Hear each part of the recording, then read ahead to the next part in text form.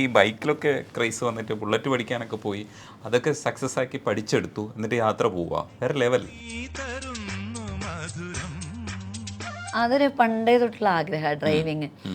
നമുക്ക് ഞാനും അനിയത്തിയും കഴിഞ്ഞു. അനിയൻ ഞങ്ങളെക്കാളും നല്ല വയസ്സിന് വ്യത്യാസമുണ്ട്, ചെറുതാ.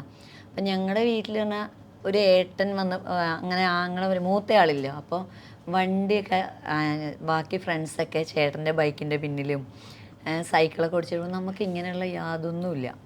അപ്പോൾ 2 രൂപയ്ക്ക് സൈക്കിൾ വാടകയ്ക്ക് എടുക്കും. അന്നൊക്കെ 2 രൂപയ്ക്ക് സൈക്കിൾ കിട്ടുമല്ലോ, 1 മണിക്കൂർ. അങ്ങനെ എടുത്ത് എന്താ പറയുക, വീണ് ഇതായി അങ്ങനെ ആ 1 മണിക്കൂർ ഓരോ തവണ എടുത്താണ് സൈക്കിൾ ഓടിക്കാൻ പഠിച്ചത്. ഈ സൈക്കിൾ ഓടിക്കാൻ പഠിച്ചപ്പോൾ തൊട്ട് എനിക്ക് വണ്ടി ഓടിക്കുക പറഞ്ഞാൽ ഭയങ്കര ഇത്. പക്ഷേ സൈക്കിളൊന്നും കിട്ടിയില്ല, സ്വന്തമായിട്ടൊന്നും കിട്ടിയില്ല.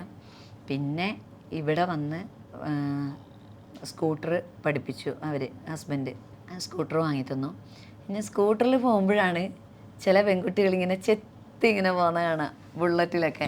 അപ്പോൾ എനിക്ക് തോന്നി നല്ല അടിപൊളിയായിട്ട്, അതായത് ഒരു ബുള്ളറ്റിൽ ഇങ്ങനെ ഒരാൾ പെട്ടെന്ന് അങ്ങനെ പോകാനും പടപട പറഞ്ഞ ആ ശബ്ദമൊക്കെ ഉണ്ടാകുമ്പോൾ എനിക്കും വാങ്ങണം എന്നൊരാഗ്രഹം. അപ്പം ആ സമയത്ത് അപ്പോൾ പോലീസിൽ കയറാനൊക്കെ നിൽക്കുക. അപ്പോൾ അപ്പോഴൊരു നല്ലൊരു കാര്യമല്ലേ. അപ്പം ബൈക്ക് ഓടിക്കാൻ പഠിച്ചു, ഹസ്ബൻഡിൻ്റെ അടുത്തുനിന്ന് ബൈക്ക് ഓടിക്കാൻ പഠിച്ചു. പിന്നെ വലിയ വ്യത്യാസമില്ല ഇപ്പോഴത്തെ ബുള്ളറ്റ് എന്നുള്ളതിൽ. പിന്നെ ജോലി കിട്ടി, സ്വന്തമായിട്ട് പോലീസിൽ കയറിയതിന് ശേഷമാണ് ബുള്ളറ്റ് വാങ്ങിയത്.